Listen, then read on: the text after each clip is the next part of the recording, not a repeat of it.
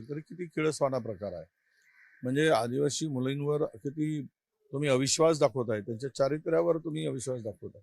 अशा प्रकारचे गंभीर प्रश्न निर्माण होतात आणि यातून मला वाटतं की असे अनेक प्रश्न आहेत. त्यामुळे राहुलजींनी ते गांभीर्यानं घेतलं आहे, सिरियसली घेतलं आहे. म्हणून मुख्यमंत्र्यांना पत्र लिहिलं आहे की यावर चर्चा करा, तोडगा काढा. आज आपण बघा, महाराष्ट्रामध्ये सर्वाधिक आश्रमशाळा या काँग्रेसच्या नेत्यांच्या आहेत आणि ही घटना घडल्यानंतर माननीय महाराष्ट्राचे मुख्यमंत्री देवेंद्रजी फडणवीस साहेबांनी चौकशीचे आदेश दिले आणि त्या शाळेवर कारवाई केली, कुणालाही पाठीशी घातलं नाही. आता राहुल गांधी काँग्रेसच्या माजी खासदार मारोतराव यांच्यावर काय कारवाई करणार याचं उत्तर राहुल गांधींनी द्यावं. काँग्रेसच्या माजी खासदारांकडे आश्रमशाळा आहेत आणि त्याच्यावर कारवाई काय केली, त्यांना जाब विचारला का, याच्या प्रश्नाचं उत्तर राहुल गांधींनी द्यावं आणि मग सरकारला प्रश्न विचारावे.